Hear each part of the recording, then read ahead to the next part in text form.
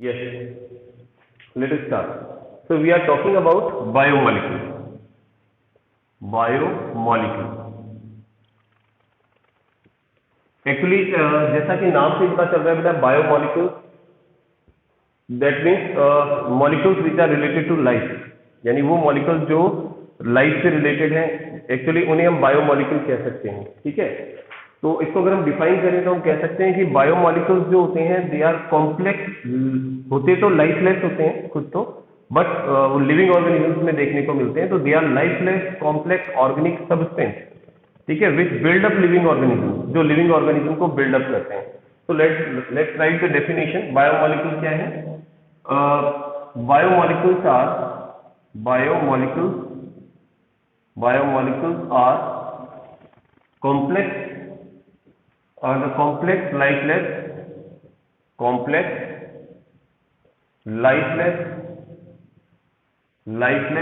organic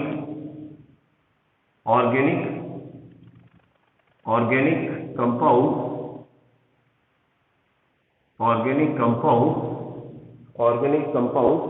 which build up living organisms, build up living organism,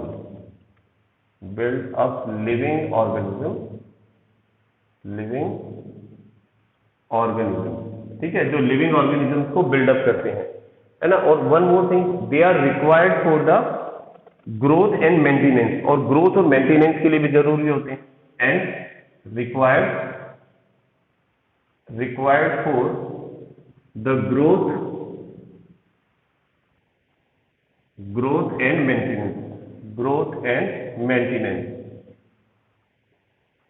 maintenance के लिए required होते हैं। तो दे आर कॉल्ड बायोमोलिक्यूल्स, इनको हम लोग बायोमोलिक्यूल्स कह रहे हैं। ठीक है, अब बायोमोलिक्यूल्स जो होते हैं बेटा, इसके बहुत से एग्जांपल हो सकते हैं। जैसे आप देखिए, कार्बोहाइड्रेट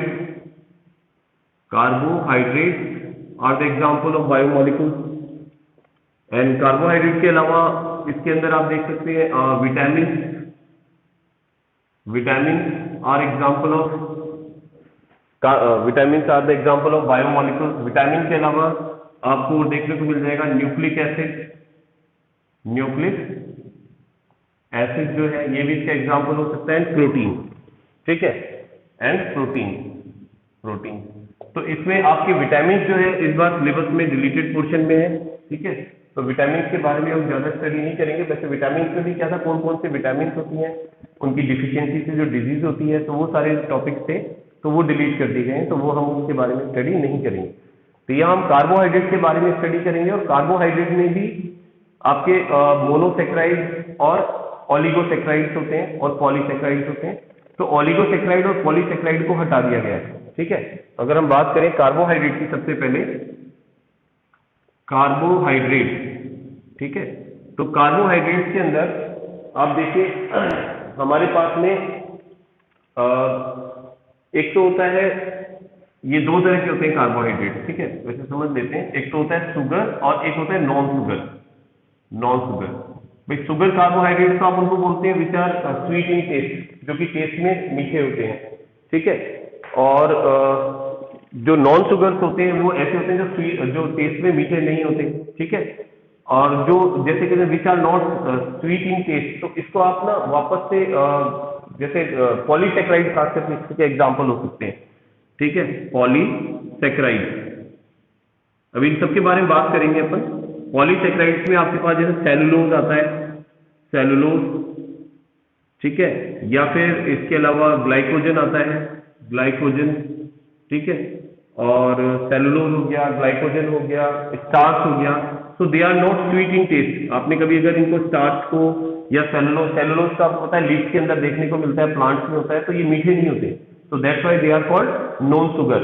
और शुगर जो आता है आपके पास, इसको दो पार्ट में डिवाइड कर देते हैं हम। ठीक है, एक तो हो जाता है आपके पास मोनोसेक्राइड,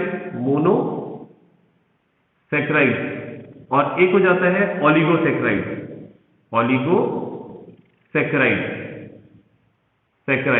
ठीक है, तो जो मोनोसेक्राइड है इनके अंदर हमारे पास में आता है बेटा ग्लूकोज एंड फ्रक्टोज। ये स्वीट होते हैं। अगर आपने ग्लूकोज को कभी टेस्ट किया हो, फ्रक्टोज को टेस्ट किया हो, तो आप देखेंगे they are sweet in taste. ठीक है, और ओलिगोसेक्राइड्स जो होते हैं, तो ओलिगोसेक्राइड्स आपके पास डाइसेक्राइड्स हो सकते हैं, डाइसेक्राइड्स, ठीक है, ट्राइसेक्राइड्स हो सकते हैं, ट्राइसेक्राइड्स हो सकते हैं, ठीक है, इस तरह से हो सकते हैं, मतलब टेट्रासेक्राइड्स हो सकते हैं। लेकिन अब मेरा कहने का मतलब है कि जो ओलिगोसेक्राइड है, जो डाइसेक्राइड या ट्राइसेक्राइड्स होते हैं, तो ये अभी आपके सिलेबस में से डिलीटेड पोर्शन में है, इनको आपके सिलेबस में से हटा दिया गया है, ठीक है। यहाँ जो पॉलीसेक्राइड्स है इनको रिमूव कर दिया गया है, और आपके पास कार्बोहाइड्रेट में जो सिलेबस में है दैट इज ओनली मोनोसेक्राइड्स। तो इस चैप्टर के अंदर हम लोग केवल मोनोसेक्राइड्स के बारे में स्टडी करेंगे, that is glucose and fructose, ठीक है। So we are going to study about glucose and fructose. तो ग्लूकोज और फ्रक्टोज के बारे में हम इसको आगे डिटेल के अंदर स्टडी करेंगे, ठीक है। स्टार्ट हम कार्बोहाइड्रेट से ही करते हैं कि कार्बोहाइड्रेट क्या है, ठीक है। लेट्स सी, उसको रफ कर दें, just a minute, just a minute.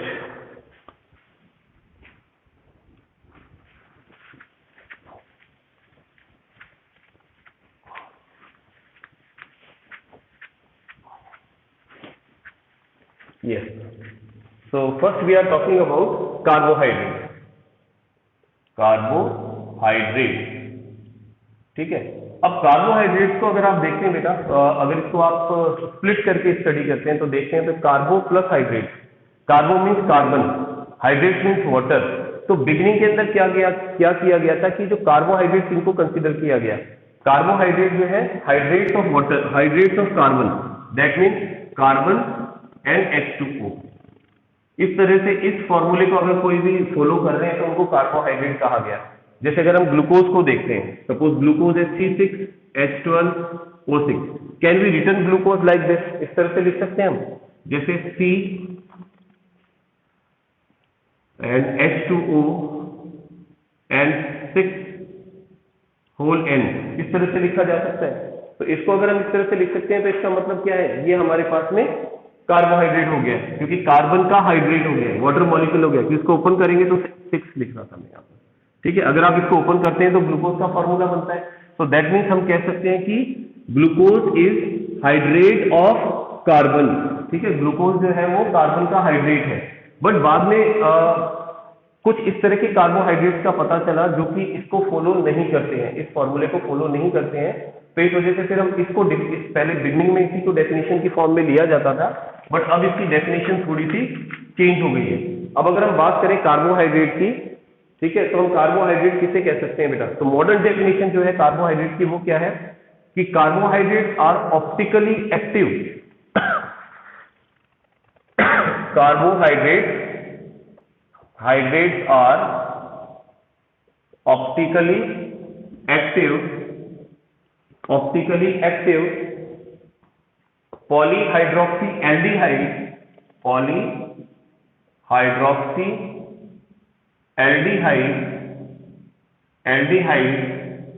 और polyhydroxy ketone और polyhydroxy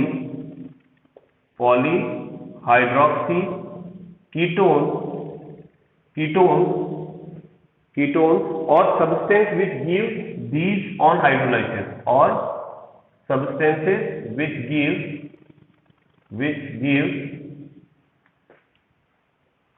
these on hydrolysis, इसको समझते हैं अपन, इसका मतलब क्या है।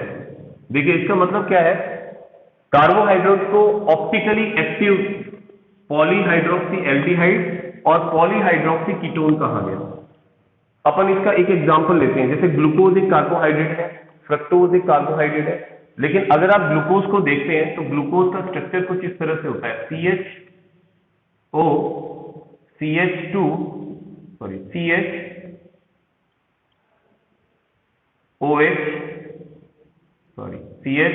होल 4 एंड CH2OH, ठीक है।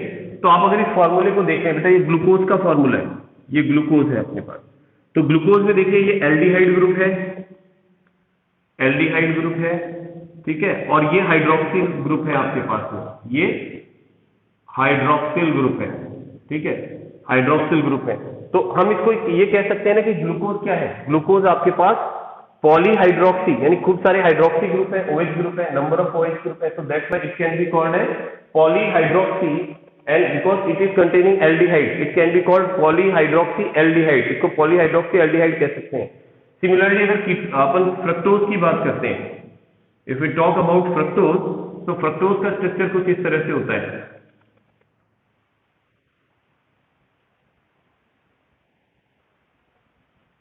3 and CH2OH, ठीक है, this is the structure of fructose.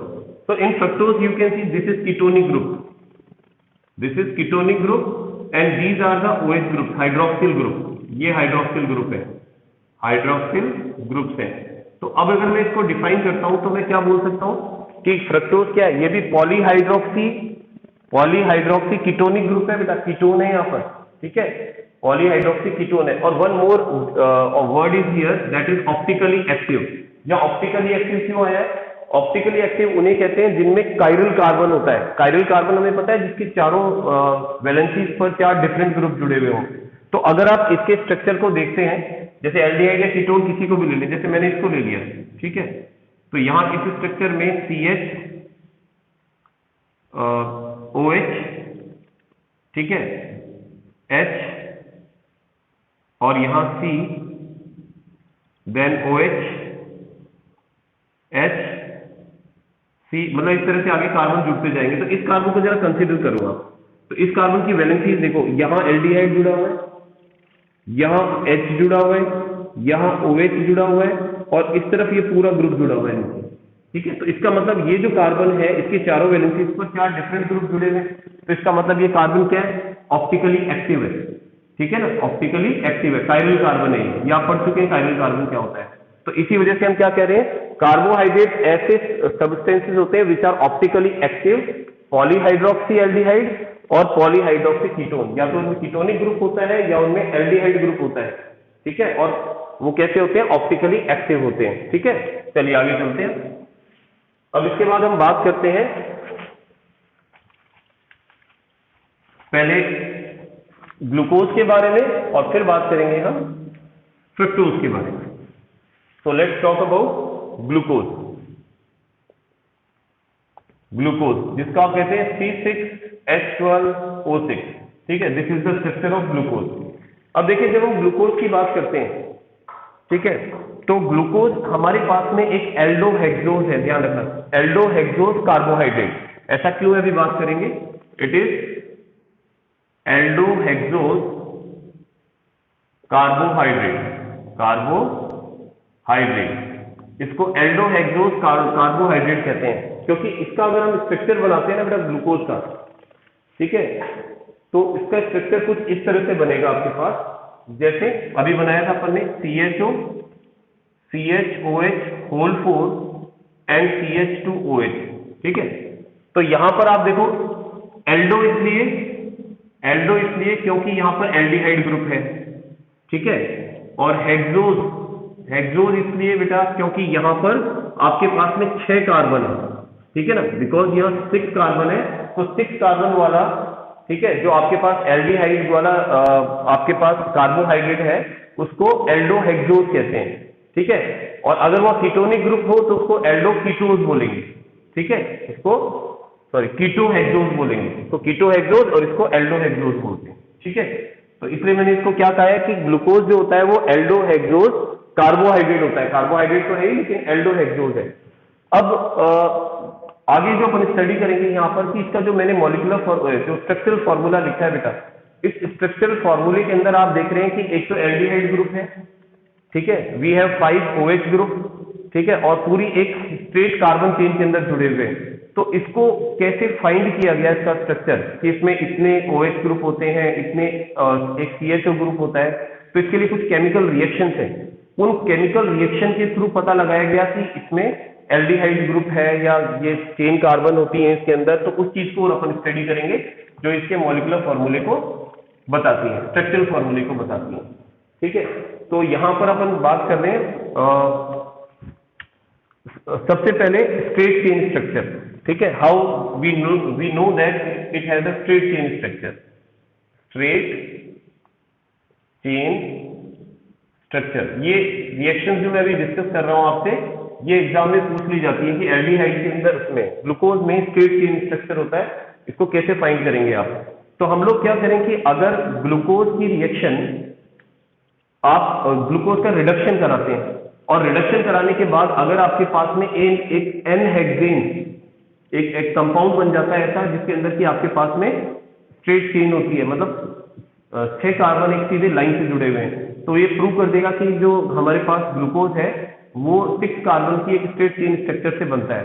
ठीक है, तो हम लोग क्या कराते हैं, इसको प्रोलॉन्ग हीटिंग कराते हैं HI के साथ में, रेड फास्फोरस के साथ। तो जैसे ये आपके पास सपोज एल्डी वो है, ग्लूकोज है, तो ग्लूकोज में CHO CHOH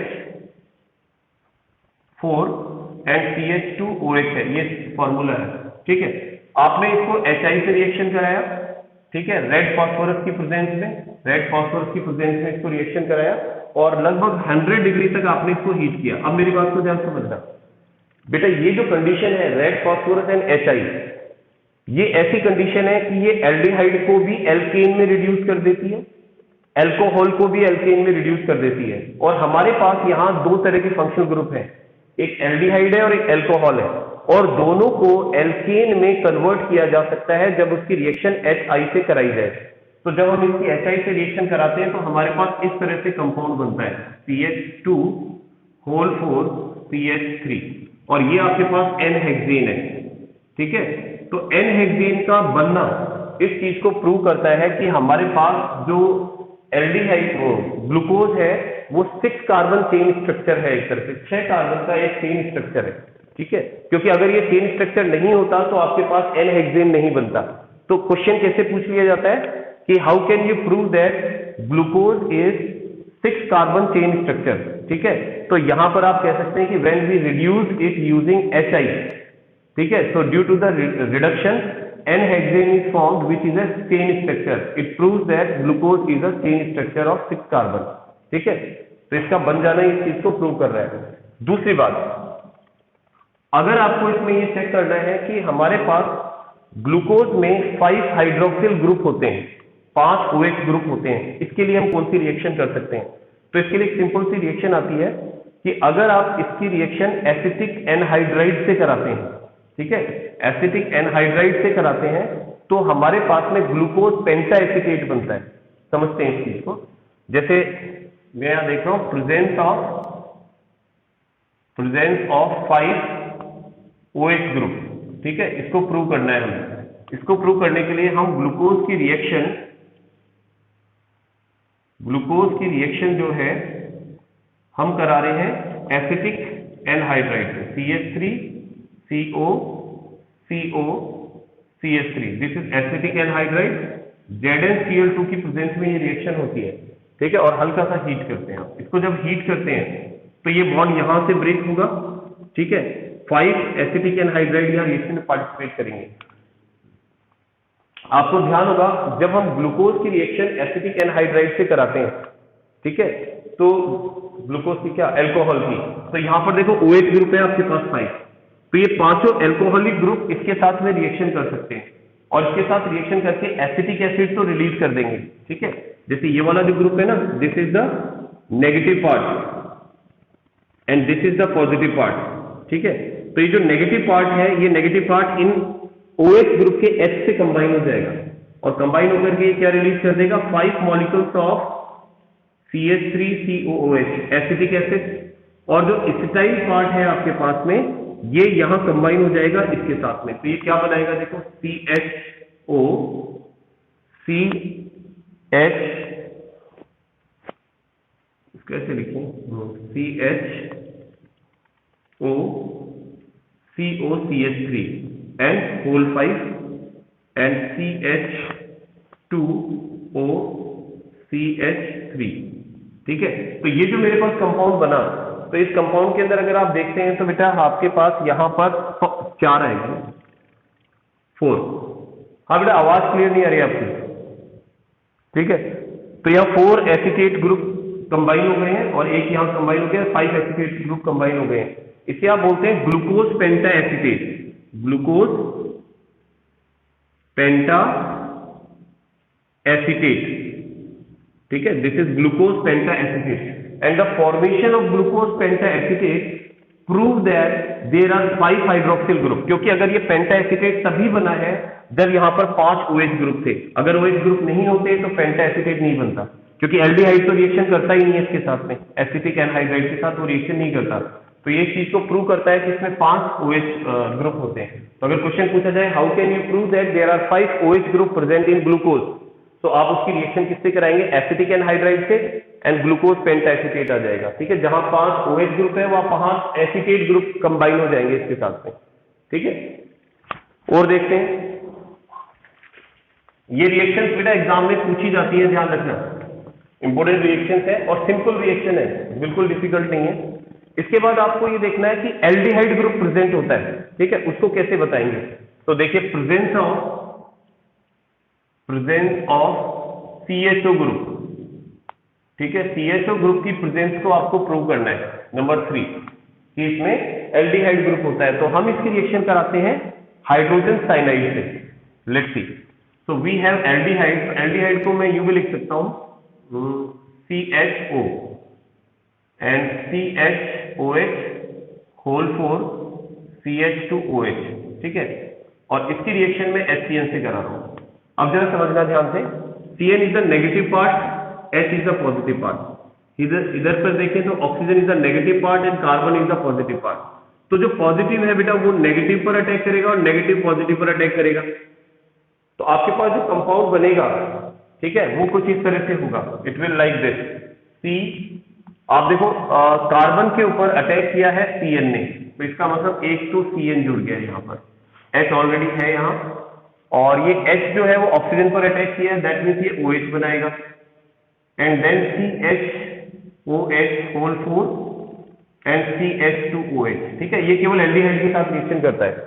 सो अगर ये ग्लूकोज था, if it is glucose then the compound will be glucose cyanohydrine, ठीक है, इसको ग्लूकोज साइनोहाइड्रीन बोलेंगे क्योंकि ग्लूकोज में साइनो और हाइड्रीन जुड़ गया है, ठीक है ना, इसको साइनोहाइड्रीन कहते हैं। तो ग्लूकोज साइनोहाइड्रीन का बनना ये प्रूव करता है कि यहां पर हमारे पास जो ग्लूकोज है उसके साथ एक एल्डिहाइड ग्रुप है, क्योंकि अगर एल्डिहाइड ग्रुप नहीं होता तो HCN रिएक्शन नहीं करता। ये रिएक्शन आप एल्डिहाइड वाले चैप्टर में पढ़ चुके हैं कि एल्डिहाइड की जब HCN से रिएक्शन कराते हैं तो साइनोहाइड्रीन बनता है, ठीक है। तो यहां पर ग्लूकोज साइनोहाइड्रीन बन रहा है क्योंकि ग्लूकोज वाले एल्डिहाइड के ऊपर ये रिएक्शन हो रही है, ठीक है। चलिए और आगे बढ़ते हैं। जस्ट ओके, जस्ट कभी कभी क्या नेटवर्क थोड़ा डाउन हो जाता है तो ऐसा हो जाता है। अब दिख रहा है क्या बेटा video? Now is it visible? Okay okay, ठीक है, आएगा बेटा, आएगा। अब आ गया होगा, आ गया? ओके, ठीक है, चलिए आगे चलते हैं। इसके बाद रिएक्शन विद हाइड्रोक्सिल एमाइन, ये भी एल्डिहाइड की प्रेजेंस को शो करता है, ठीक है। तो यहां तो अपने HCN से रिएक्शन की थी, रिएक्शन विद HCN था यहां पर, ठीक है। Now we are reacting it with reaction with hydroxyl amine, ठीक है। हाइड्रोक्सिल एमाइन का फॉर्मूला होता है आपके पास, that is NH2OH, this is hydroxyl amine. तो इससे भी हम एल्डिहाइड की प्रेजेंस को चेक कर सकते हैं। देखते हैं CHOH whole 4 and CH2OH, and this is hydroxyl amine, that is NH2OH, ठीक है। तो हाइड्रोक्सिल एमाइन के साथ जब आप इसकी रिएक्शन करा रहे हैं तो क्या हम हाइड्रोक्सिल एमाइन को ऐसे लिख सकते हैं, इस H2 को मैं इधर ले लेता हूं, ठीक है, इसको थोड़ा सा चेंज करके लिख रहा हूं HNOH, ठीक है, रिएक्शन को थोड़ा कन्वीनियंट बनाने के लिए। और ये जो ऑक्सीजन है बेटा यहाँ पर, ये ऑक्सीजन और ये H2 आपस में कंबाइन हो गए। आप ध्यान करो, आपने एल्डिहाइड के साथ रिएक्शन पढ़ी थी हाइड्रोक्सिल एमाइन की, सेम वही रिएक्शन है। तो हाइड्रोक्सिल एमाइन जब एल्डिहाइड के साथ रिएक्शन करता है तो H2O रिलीज होता है, तो यहां पर भी H2O रिलीज होगा और ये NOH ग्रुप कार्बन के साथ कंबाइन हो जाएगा, NOH।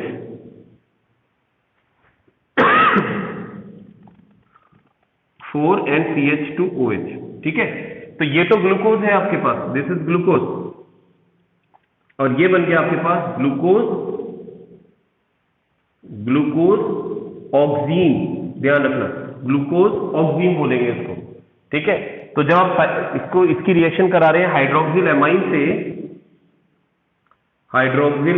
से, तो यहां पर फॉर्मेशन हो रही है ग्लूकोज ऑक्सीन की। तो ये रिएक्शन भी प्रूव करती है कि हमारे पास एक एल्डिहाइड ग्रुप है, क्योंकि अगर एल्डिहाइड नहीं होता तो हमारे पास ये ग्लूकोज ऑक्सीन नहीं बनता। ऑक्सीन का बनना ग्लूकोज में एल्डिहाइड की प्रेजेंस को बताता है, ठीक है। चलिए और आगे बढ़े।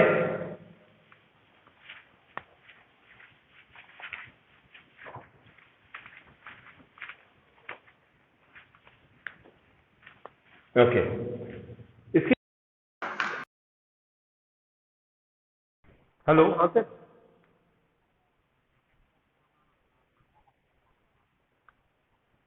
हाँ तो जमा कर दो सर, कोई दिक्कत नहीं है, तो हाँ सबमिट कर दो, ठीक है।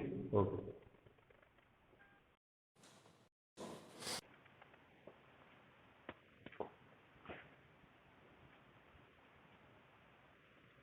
ओके, यस लेट्स कंटिन्यू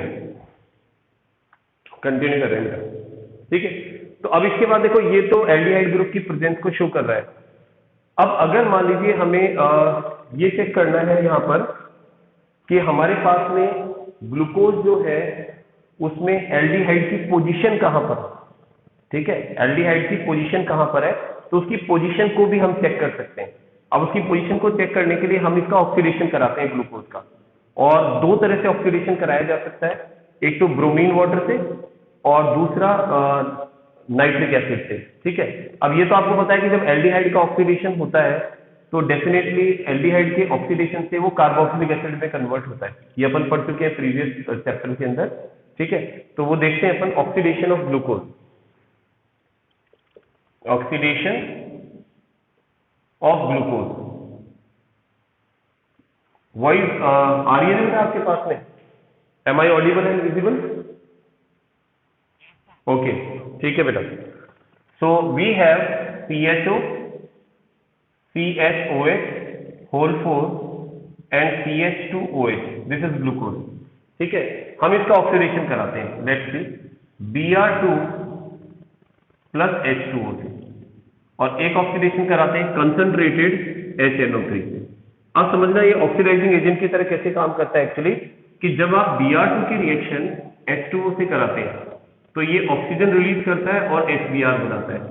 तो ये जो आपके पास में ऑक्सीजन है, ठीक है, ये ऑक्सीजन नेसेंट ऑक्सीजन, ये ऑक्सीडाइजिंग एजेंट की तरह वर्क करेगा, ठीक है। बट ये बहुत ज्यादा स्ट्रॉन्ग ऑक्सीडाइजिंग एजेंट नहीं होता, ठीक है, क्योंकि अगर ये स्ट्रॉन्ग ऑक्सीडाइजिंग एजेंट होता तो ये क्या करता बेटा, ये जितने एल्डिहाइड का भी ऑक्सीडेशन कर देता और एल्कोहल का भी ऑक्सीडेशन कर देता, but it is a weak oxidizing agent. तो ये थोड़ा वीक है, तो इसलिए केवल एल्डिहाइड को कार्बोक्सिलिक एसिड में चेंज करेगा। तो यहां पर COOH, CHOH it will remain same, and CH2OH it will also remain same.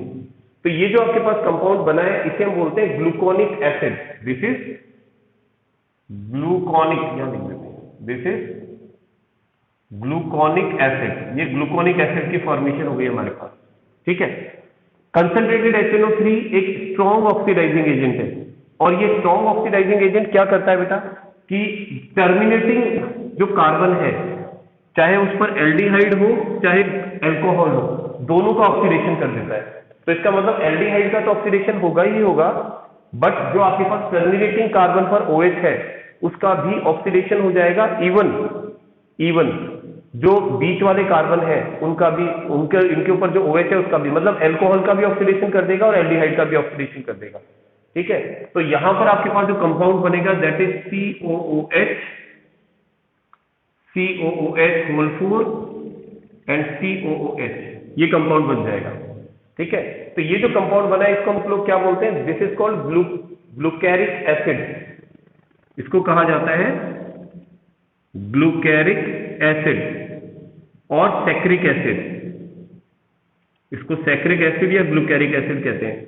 तो अब इससे हमें क्या पता चल रहा है, देखो जब हम इसकी माइल्ड ऑक्सीडाइजिंग एजेंट से काम इसकी रिएक्शन करा रहे हैं, तो हमारे पास में केवल जो एक कार्बन था, टर्मिनेटिंग कार्बन था, उसका ऑक्सीडेशन हुआ और उस पर कार्बोक्सिलिक एसिड बन गया। इसका मतलब ये पता चल रहा है कि हमारे पास जो फर्स्ट कार्बन है वहां पर एल्डिहाइड है, टर्मिनेटिंग कार्बन पर या जो जो स्टार्टिंग कार्बन मान लें हम, तो वहां पर हमारे पास में एल्डिहाइड ग्रुप है। ठीक है, और बाकी इससे तो आपके पास में कार्बोक्सिलिक एसिड बनी रहा है, पूरे के ऊपर कार्बोक्सिलिक एसिड बन गया। ठीक है, अब इसमें हम एक काम और कर सकते हैं, इसको और आगे देखने के लिए कि क्या हमारे पास में जो लास्ट कार्बन है उस पर क्या चीज है। तो अगर ये जो आपके पास ग्लूकोनिक एसिड बना है, ठीक है, एक सेकंड मेरे को इसमें डाउट है, एक सेकंड बेटा, थोड़ा सा ना इसको वो करें। ये यहां पर जो ग्लूकोनिक एसिड है, टर्मिनेटिंग कार्बन पर OH होता है इसमें, एक सेकंड, CHOH, ये एक बार दोबारा सुन लेते ध्यान से, है ना, ये ऐसे ही होगा। ग्लूकोनिक एसिड जो होता है वो टर्मिनेटिंग कार्बन पर COOH होता है, तो इसका मतलब HNO3 जो होता है वो दोनों टर्मिनेटिंग कार्बन पर ऑक्सीडेशन कर देता है। ठीक है, ये थोड़ा ध्यान रखना, इसको करेक्ट कर रहा हूं मैं ना, तो ये मेरे बाय मिस्टेक है, ऐसे ही होगा। ठीक है, और अब अगर मैं इसका फर्दर ऑक्सीडेशन कराता हूं, क्योंकि अभी हमने यहां देख लिया कि जो फर्स्ट कार्बन है वहां पर तो COOH ग्रुप है, लेकिन जो लास्ट कार्बन है वहां पर OH है, उसका ऑक्सीडेशन नहीं हुआ। अब अगर मैं यहां कंसंट्रेटेड HNO3 काम में ले लूं वापस से, ठीक है, इस ग्लूकोनिक एसिड के साथ में, तो क्या होगा, तो जिस टर्मिनेटिंग कार्बन का ऑक्सीडेशन नहीं हुआ था उसका भी ऑक्सीडेशन हो जाएगा। तो ये क्या बना लेगा, CHOH4 एंड COOH। ठीक है, ये बनाएगा, तो यहां पर ये भी किसमें कन्वर्ट हो जाएगा, ग्लूकोनिक एसिड में, ग्लूकोनिक एसिड में कन्वर्ट हो जाएगा। ठीक है, अब से ये बिल्कुल। तो अब इससे क्या प्रूव होता है बेटा, इससे हमें ये पता चलता है कि हमारे पास जो ग्लूकोज है उसका जो फर्स्ट कार्बन है उस पर एल्डिहाइड है, क्योंकि फर्स्ट जब अपन ने माइल्ड ऑक्सीडाइजिंग एजेंट से रिएक्शन कराया तो आपके पास वहां कार्बोक्सिलिक ग्रुप अटैच हो गया, क्योंकि ग्लूकोनिक एसिड में एक कार्बन जो है टर्मिनेटिंग कार्बन वहां COOH होता है। लेकिन जब उसका फर्दर ऑक्सीडेशन कराया हमने, तो जो दूसरा टर्मिनेटिंग कार्बन जहां OH था उसका भी ऑक्सीडेशन हो गया और वहां पर आपके पास क्या बन गया, ग्लूकोनिक एसिड बन गया। ठीक है ना, तो इससे हम प्रूव कर सकते हैं कि हमारे पास एल्डिहाइड जो है वो कौन से कार्बन पर अटैच है। तो ये कुछ रिएक्शंस हैं, using this reactions you can find the position of aldehyde, OH, ठीक है, एंड द चेन स्ट्रक्चर। तो इन सब चीजों के बारे में हम इनसे बता सकते हैं, तो कभी कभी इनके बारे में क्वेश्चन पूछ लिया जाता है। ठीक है, चलिए आगे चलते हैं।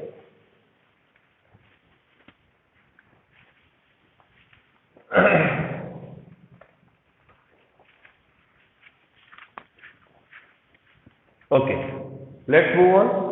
तो अब इसके बाद में हम बात करते हैं exact spatial arrangement of different OH in glucose. ठीक है, so let's see exact spatial arrangement of OH groups in glucose. ठीक है, ग्लूकोज में अगर हम देखते हैं जो OH का स्पेशल अरेंजमेंट क्या है, स्पेशल से मेरा मतलब क्या है, सॉरी स्पेशल, ये अलग है, स्पेशल से मेरा मतलब है यहाँ पर SPACIA, हाँ, स्पेशल, स्पेशल मतलब इन स्पेस। ठीक है, वो मैंने स्पेशल लिख दिया था, इन स्पेस। इन स्पेस से मतलब अगर आप स्पेस में ग्लूकोज के मॉलिक्यूल को ऊपर उठा करके रखते हैं तो आप देखेंगे उसमें OH की पोजीशन, उसका ओरिएंटेशन किस तरह से होता है, उसके बारे में बात कर रहे हैं। तो जैसे हमें ये तो पता है कि ग्लूकोज में एक एल्डिहाइड ग्रुप होता है, ठीक है, फिर उसके बाद यहाँ कार्बन अटैच होते हैं। ठीक है, लेकिन वो उनकी पोजीशन SOH की पोजीशन क्या होती है। ठीक है, तो इसमें ध्यान रखिए बेटा कि आपके पास जो सेकंड कार्बन है वहां पर OH राइट साइड में, थर्ड कार्बन पर OH लेफ्ट साइड में, फोर्थ पर फिर राइट साइड में, फिफ्थ पर फिर राइट साइड में और सिक्स पर CH2OH। ठीक है, तो यहां पर थोड़ा सा जो आपको ध्यान रखने वाली बात है वो है थर्ड कार्बन की। थर्ड कार्बन पर OH की पोजीशन चेंज हो जाती है। आप देखो सिंपल सा, आप देखो OH आपको राइट साइड में मिल रहे हैं सब, केवल थर्ड कार्बन पर OH लेफ्ट के अंदर चला गया है। थर्ड कार्बन पर OH जो है वो लेफ्ट के अंदर चला गया है। ठीक है, तो ये थोड़ा सा इसका ध्यान रखना, स्पेशल अरेंजमेंट है, स्पेस में इसका जो अरेंजमेंट है उसको बताया गया है यहाँ पर। ठीक है, बाकी में OH की पोजीशन यही रहती है। अब इसके बाद में एक होता है कॉन्फ़िगरेशन, इनका जो कॉन्फ़िगरेशन होता है कॉन्फ़िगरेशन, ठीक है। हम यहाँ बात कर रहे हैं डी एल कॉन्फ़िगरेशन की। ग्लूकोज को जैसे डी फॉर्म कहा जाए या एल फॉर्म कहा जाए, यहाँ लिख देते हैं डी एंड एल कॉन्फ़िगरेशन की बात कर रहा हूं मैं।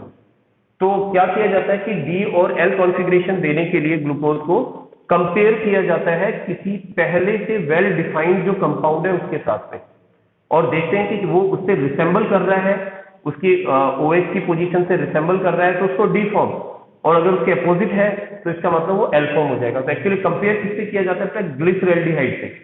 इसको ग्लिसरैल्डिहाइड से कंपेयर करते हैं। ग्लिसरैल्डिहाइड दो तरह से होते हैं हमारे पास, जैसे एक यूं समझिए, ग्लिसरैल्डिहाइड में CHO,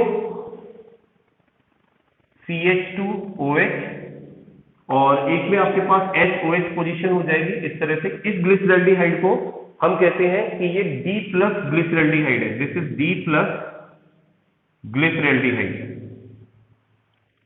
ग्लिसरैल्डिहाइड, ठीक है। और एक अपोजिट हो जाएगा इसका, OH इधर लगा दो, H इधर लगा दो, CH2OH एंड H, इसे बोलेंगे इसे कहेंगे L फॉर्म, ठीक है। ये L माइनस होता है, दिस इज L नेगेटिव ग्लिसरैल्डिहाइड, ग्लिसरैल्डिहाइड, ठीक है। तो अब अगर हम ग्लूकोज को कंपेयर करते हैं, हमारे पास जो ग्लूकोज है उसको अगर हम कंपेयर करते हैं तो हम इसका जो CH2 के साथ कार्बन है, देखो यहां पर CH2 आ रहा है आपके पास, CH2, ठीक है। तो इसका जो ये वाला कायरल कार्बन है इसको कंपेयर करते हैं ग्लिसरैल्डिहाइड से, इसको ग्लिसरैल्डिहाइड से कंपेयर करते हैं। तो आप देखो ये D प्लस ग्लिसरैल्डिहाइड से रिसेंबल कर रहा है या L से रिसेंबल कर रहा है। तो आप देख पा रहे हैं कि इसको ये D प्लस वाले से रिसेंबल कर रहा है, तो इसे हम बोलते हैं कि ये D प्लस ग्लूकोज है, ग्लूकोज। और अगर इसका OH पलट जाए, अपोजिट डायरेक्शन के अंदर आ जाए, तो उसे अपन क्या बोलेंगे? L minus. लेकिन ध्यान रखना बेटा, नेचर में जो ग्लूकोज मिलते हैं हमें, ठीक है ना, वो इसी फॉर्म में मिलते हैं, D प्लस ग्लूकोज की फॉर्म में मिलते हैं। अब एक बड़ा कंफ्यूजन रहता है, उस चीज को ध्यान से सुनना। एक तो होता है कैपिटल D कॉन्फ़िगरेशन को बताने के लिए, एक होता है स्मॉल d। इन दोनों में डिफरेंस है।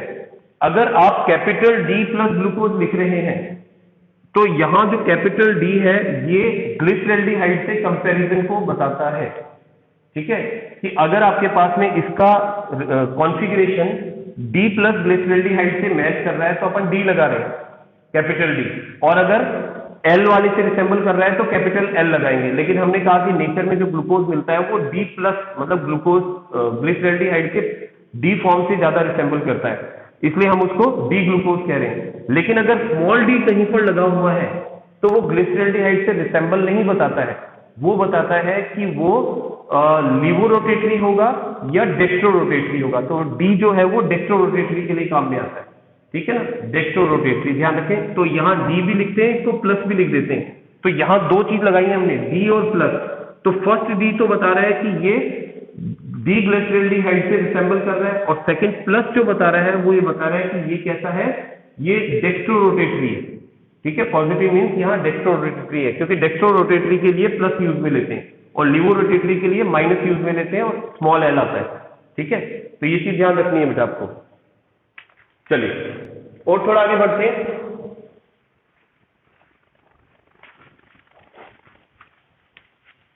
और थोड़ा आगे बढ़ते हैं, चलिए। अब देखिए इसके बाद क्या होता है, हम ये देखते हैं कि बेटा ग्लूकोज जो है उसमें एल्डिहाइड ग्रुप प्रेजेंट है। तो हम ये मान के चलें कि ग्लूकोज जो है उसकी जो उसमें जो एल्डिहाइड वाली प्रॉपर्टी है वो उसको शो करनी चाहिए। लेकिन बहुत सी ऐसी रिएक्शन है जिनमें एल्डिहाइड होते हुए भी ग्लूकोज एल्डिहाइड की प्रॉपर्टी शो नहीं करता, ठीक है। ऐसी बहुत सी रिएक्शन है जिनमें कि वो ये शो नहीं करता। जैसे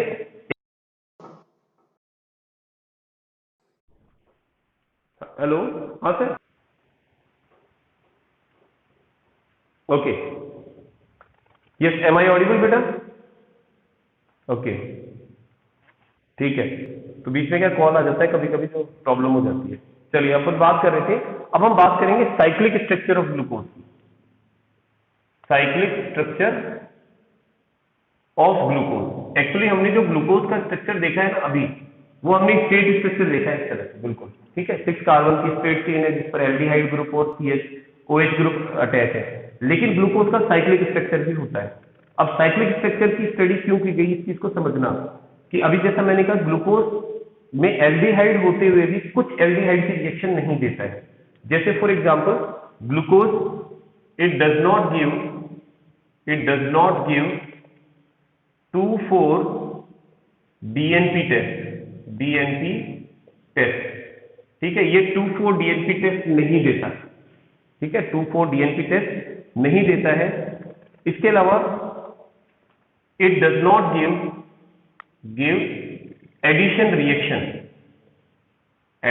reaction with sodium hydrogen sulphide, जबकि हम ये चीज पढ़ चुके हैं कि एल्डिहाइड के साथ ये रिएक्शन शो करते हैं, लेकिन ग्लूकोज के साथ क्यों नहीं कर रहे, जबकि ग्लूकोज में भी तो एल्डिहाइड है, तो कुछ ना कुछ तो कारण होगा। तो ऐसा माना गया कि इसमें ग्लूकोज में कहीं कहीं जो एल्डिहाइड ग्रुप है वो फ्री नहीं होता है, ठीक है, वो फ्री नहीं होता है, अवेलेबल नहीं होता है ताकि वो एल्डिहाइड की रिएक्शन दे सके, ठीक है। तो उस चीज की स्टडी करने के लिए, उस चीज को एक्सप्लेन करने के लिए हम इसकी साइक्लिक स्ट्रक्चर की स्टडी करते हैं कि एक्चुअली होता क्या है कि ग्लूकोज का जो स्ट्रक्चर है अगर हम उसको देखें तो जैसे अभी अपन ने ग्लूकोज का जो स्ट्रक्चर बताया वो इस तरह से CO देन H, ठीक है, और उसके बाद COH, और थर्ड कार्बन में हमने बताया कि OH की पोजीशन चेंज हो जाती है इस तरह से, then CH and OH, C 1 2 3 4 5 and then 6, ठीक है, ये हमारे पास ग्लूकोज का स्ट्रक्चर है, ठीक है। अब इस बात को बहुत ध्यान से समझना बेटा, इसका जो एल्डिहाइड वाला कार्बन है, ठीक है, इसका जो एल्डिहाइड वाला कार्बन है दैट इज C1 बोल रहा हूं इसको मैं, ये कार्बन क्या करता है, ऐसा पाया गया कि जो 6th कार्बन है, ठीक है, 6th कार्बन के साथ में अटैच होता है, 6th कार्बन के ऑक्सीजन के साथ में अटैच होता है, ठीक है।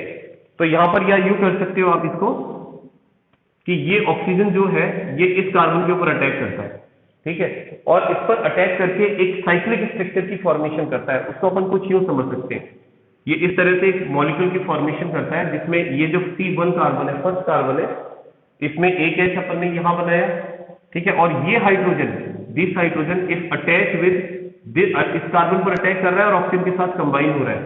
तो यहां पर ये क्या करेगा कि COH में कन्वर्ट कर देगा इसको, ठीक है, और ये वाला बॉन्ड जो है यहां से इसको यूं शो करेंगे अपन, और next carbon H OH OH H CH OH। अब समझना, पांचवा कार्बन, 1 2 3 4 हो गए, 5th कार्बन ये है आपके पास।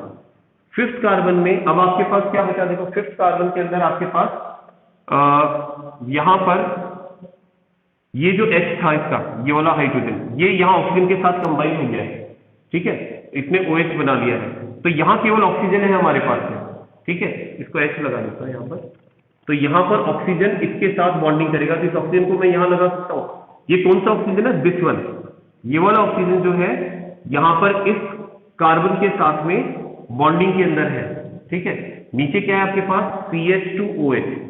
तो इसने एक साइक्लिक स्ट्रक्चर बना दिया, और इस साइक्लिक स्ट्रक्चर में अगर आप गौर करें तो जो एल्डिहाइड ग्रुप था, ठीक है, वो एल्डिहाइड ग्रुप इस 5th कार्बन के साथ कंबाइन हो गया है, इस 5th कार्बन के साथ में क्या हो गया है, कंबाइन हो गया है। अब इसमें जो आपके पास फर्स्ट वाला कार्बन है, ये कार्बन, इसको हम बोलते हैं एनोमेरिक कार्बन, ठीक है। अगर ये कार्बन का SOH अपनी पोजीशन चेंज कर ले तो उसकी फॉर्म अलग हो जाती है, उसका नाम भी चेंज हो जाता है। जैसे इस कार्बन को तो हम लोग अभी फिलहाल क्या बोल रहे हैं, डी ग्लूकोज, मतलब ये अल्फा डी है, ठीक है, this is called alpha D plus glucose है अभी फिलहाल अपने पास, ठीक है। और अगर मैं इसकी पोजीशन चेंज कर देता हूं तो ये कुछ इस तरह से दिखाई देगा कि ये OH इधर आ गया, ये H यहां आ गया, ठीक है, और इसका जो आपके पास में रोटेशन होगा तो इसको यूं ले सकते हो, ऑक्सीजन, बाकी सब सेम रहेगा, OH H then OH H C H OH COH H, कितने हो गए, 1 2 3 4 5 एंड देन OH नहीं है, ये यहां कंबाइन हो जाएगा 5th कार्बन, और ये CH2OH हो जाएगा। ठीक है, ये भी इसका एनोमेरिक कार्बन है, एनोमेरिक कार्बन। और इस एनोमेरिक कार्बन में देखो यहां एनोमेरिक कार्बन बेटा वो कार्बन है जिससे जुड़े हुए H और OH की पोजीशन अगर चेंज हो जाए तो हमारे पास उसकी फॉर्म चेंज हो जाती है और उनकी बहुत सी प्रॉपर्टीज भी चेंज हो जाती है। ये एक दूसरे के एक तरह से आइसोमर्स होते हैं। ठीक है, तो यहां पर देखो मैं पोजीशन की बात कर रहा हूं, इसकी पोजीशन देखो HOH की पोजीशन का है, OH यहां पर आपके पास राइट में है और H लेफ्ट में। अगर मैं इसकी पोजीशन को चेंज कर दूं, बाकी सेम रहेगा, इसकी पोजीशन को चेंज कर दूं तो आपके पास में ये जो स्ट्रक्चर बनेगा वो उससे डिफरेंट है। इसको हम लोग क्या बोलेंगे, बीटा डी ग्लूकोज।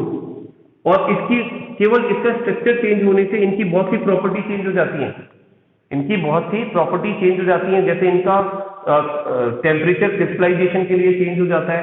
ठीक है ना, और इनकी ऑप्टिकल प्रॉपर्टी चेंज हो जाती है। तो ऐसी बहुत सी प्रॉपर्टी इनकी चेंज हो जाती है केवल इनकी पोजीशन चेंज होने से। ठीक है, ये दोनों एक दूसरे के जो है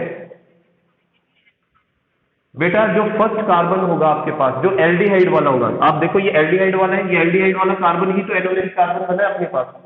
ठीक है ना, तो ध्यान रखना जो एल्डिहाइड ग्रुप वाला कार्बन है, जो C1 कार्बन है जिसको अपन ने फर्स्ट कार्बन बोला है, वो एनोमेरिक कार्बन है। ठीक है ना, और उस कार्बन से जुड़े हुए ग्रुप्स की पोजीशन चेंज होने पर उसकी फॉर्म चेंज हो जाती है। ठीक है, उसकी पोजीशन चेंज हो जाएगी अपने पास, और दो तरह के एक तरह से एनोमर बना देंगे। ठीक है, तो ये एक एनोमर ये हो गया और दूसरा एनोमर ये हो गया। अब जैसे मैं कह रहा था कि एल्डिहाइड अपनी रिएक्शन नहीं दे रहा था, अपने कहा था ना कुछ रिएक्शन एल्डिहाइड नहीं देता है, 2,4-DNP टेस्ट नहीं दे रहा था, सोडियम हाइड्रोजन सल्फाइड के साथ रिएक्शन नहीं दे रहा था। क्यों नहीं दे रहा था? अब ये चीज हमारे सामने आती है, क्योंकि अगर आप देखें तो यहाँ जो एल्डिहाइड ग्रुप है वो एल्डिहाइड ग्रुप फिफ्थ कार्बन के साथ कंबाइन हो गया। ठीक है, तो इसका मतलब एल्डिहाइड ग्रुप अब फ्री नहीं है, एल्डिहाइड ग्रुप अब फ्री नहीं है, इन दोनों स्ट्रक्चर के अंदर आप देख सकते हैं। ठीक है, और इससे इसका साइक्लिक स्ट्रक्चर भी बनता है। साइक्लिक स्ट्रक्चर कैसे बनता है? अब एक बार जैसे मैं इसको रफ कर रहा हूं, आप देखो ये 5 कार्बन का स्ट्रक्चर है, तो 5 कार्बन स्ट्रक्चर को, और इसमें एक ऑक्सीजन जुड़ा हुआ है, तो इसको आप यूं ड्रॉ करेंगे लाइक दिस। ठीक है, और इसमें ऑक्सीजन की पोजीशन को मैं यहां शो कर रहा हूं, this is the position of oxygen. ये ऑक्सीजन की पोजीशन है जो अपन ने यहां रिप्रेजेंट की है। ठीक है, इसको यहां शो कर रहा हूं। अब एक सेकंड, यहां मत करो, यहां करो, यहां करो। ठीक है, और उसके बाद में मैं ये जो आपके पास CH और OH ग्रुप है इनको शो करूंगा यहां पर। ठीक है, तो अब जरा इसको कंपेयर करें हम। ओके, तो यहां पर आपके पास में फर्स्ट कार्बन कौन सा होगा? आप देखो, अगर फर्स्ट से काउंट करते हो तो this is the first carbon जो इसको रिसेंबल कर रहा है। ठीक है, this is the first carbon, this is the second carbon, this is the third carbon, fourth carbon, fifth carbon and CH2OH, this is the sixth carbon. ये CH2OH जो है वो 6 कार्बन हो गया। इसके नीचे इसके साथ क्या जुड़ा हुआ है? CH2OH के साथ, इस कार्बन के साथ हाइड्रोजन है, ये मैंने यहां अटैच कर दिया। ठीक है, अब फर्स्ट कार्बन पर आ जाओ। फर्स्ट कार्बन पर आपके पास क्या है बेटा? H और OH है। सेकेंड पर क्या है आपके पास? अगेन H और OH है। थर्ड पर क्या है आपके पास? OH और H है। फोर्थ पर क्या है आपके पास? H और OH है। ठीक है, और ये कौन सा फॉर्म है? D alpha D plus glucose है, ये ग्लूकोज। ठीक है, ये मैंने अल्फा D प्लस ग्लूकोज बना दिया। अब अगर आपको बीटा D प्लस ग्लूकोज बनाना है तो कैसे बनाओगे? समझना इस चीज को। ये जो आपके पास पहला कार्बन है, अभी अपन ने क्या बोला, इसकी अगर मैं पोजीशन चेंज कर दूं HOH की, जैसे यहां पर लेफ्ट में था OH, यहां राइट में आ गया, तो अगर मैं इसकी पोजीशन चेंज कर देता हूं तो ये अल्फा किस में बन जाएगा? बीटा में कन्वर्ट हो जाएगा। बाकी स्ट्रक्चर सेम रहेगा। जैसे मैं इसको रफ कर रहा हूं एक बार। अब मुझे इस अल्फा को बीटा बनाना है, तो मैं क्या करूंगा? देखिए, मैं इसे इस तरह से ड्रॉ करूंगा, बाकी कोई चेंज नहीं होगा। ठीक है, बाकी सब सेम रहेगा, CH, CH2OH, H, OH, OH, H, OH and H और OH। अभी देखो, अगर मैं HOH लिख रहा हूं जब तो वो अल्फा है, अब इसकी पोजीशन चेंज कर रहा हूं। ठीक है, इसका OH नीचे की तरफ है, अब अगर मैं OH को ऊपर बना देता हूं और H को नीचे बना देता हूं, तो ये जो आपके पास C1 कार्बन था, फर्स्ट वाला जो कार्बन था जिसको अपन एनोमेरिक कार्बन कह रहे थे, इस एनोमेरिक कार्बन के HOH की पोजीशन मैंने चेंज कर दी है। और जैसे ही मैं इसकी पोजीशन चेंज करूंगा तो इसकी फॉर्म चेंज हो जाएगी। ये अल्फा था और ये आपके पास में क्या बन जाएगा, बीटा डी प्लस ग्लूकोज। इसको बीटा डी प्लस ग्लूकोज बोलेंगे। और ये दोनों आपस में एक दूसरे के एनोमर्स है, ठीक है ना।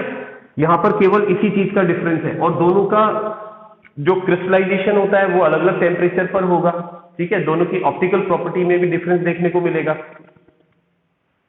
तो ये चीज ध्यान रखनी है कि हमारे पास ग्लूकोज जो होता है बेटा, उस ग्लूकोज के अंदर जो C1 कार्बन होता है, C1 कार्बन वो एनोमेरिक कार्बन होता है। और आप ध्यान रखना कि C1 कार्बन एल्डिहाइड वाला कार्बन है जो फ्री नहीं है, जो यहां बॉन्डिंग में काम में आ रहा है, इस वजह से वो एल्डिहाइड की रिएक्शन शो नहीं करता है, ठीक है। और एक और चीज, अपन ने यहां दो तरह के स्ट्रक्चर देखे हैं। ये वाला जो आपने फॉर्मूला देखा है, ठीक है, साइक्लिक वाला, इसको हम लोग क्या बोलते हैं, इसको हावर्ड्स कहते हैं, HAWORTH, हावर्ड प्रोजेक्शन फॉर्मूला। इस फॉर्मूला का नाम जो है हावर्ड प्रोजेक्शन फॉर्मूला है। और ये वाला जो अपन ने फॉर्मूला बनाया था, ठीक है ना, दिस वन जो स्ट्रेट लाइन से बनाया है, इसको आप बोलते हैं Fischer projection formula. This is called Fischer projection formula, ठीक है। तो कई बार एग्जाम में पूछ लिया जाता है कि ग्लूकोज का हावर्थ फॉर्मूला बताएं, ग्लूकोज का फिशर प्रोजेक्शन फॉर्मूला बताएं, तो आप इजीली बता सकते हैं कि इसका हावर्थ वाला फॉर्मूला कौन सा है और फिशर प्रोजेक्शन फॉर्मूला कौन सा है, ठीक है। तो ये अपन ने ग्लूकोज की बात कर ली है, ठीक है। अब इसमें नाम ध्यान रखना बेटा, दोनों को एनोमर्स कह रहे हैं ना, ये चीज भी ध्यान रखना, दे आर कॉल्ड एनोमर्स। अगर आपको कहा जाए ना कि ग्लूकोज के एनोमर्स ड्रॉ करें, तो आपको एक ये बनाना पड़ेगा अल्फा वाला और एक ये बनाना पड़ेगा बीटा वाला, ठीक है। They are anomers. और एनोमर्स क्यों कह रहे हैं इसको, क्योंकि इसका जो, हाँ बोलिए, यस,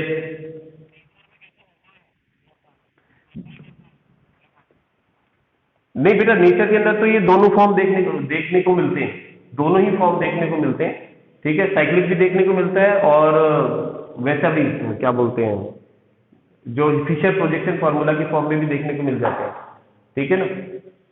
तो दोनों ही पॉसिबिलिटी होती है इसके अंदर। लेकिन अपन इसकी प्रॉपर्टी की जो अगर डिस्क्रिप्शन देते हैं, जैसे अपन ने कहा ना कि कुछ रिएक्शन नहीं दे पा रहा, तो उसके लिए जो जैसे साइंटिस्ट ने जो सजेशन दिया कि भाई ऐसी रिएक्शन क्यों नहीं दे पा रहा, क्योंकि उसके लिए ये वाला फॉर्मूला रिस्पॉन्सिबल है उसका, क्योंकि जो एल्डिहाइड है वो कहीं पर 5th कार्बन के साथ में कंबाइन होकर के एक साइक्लिक स्ट्रक्चर की फॉर्मेशन करता है। तो इस वजह से उसकी रिएक्शन जो होती है वो रिस्ट्रिक्टेड हो जाती है थोड़ी, ठीक है। इसके बारे में और डिटेल्स में अपन बात करेंगे। और लेकिन क्योंकि आज की क्लास का टाइम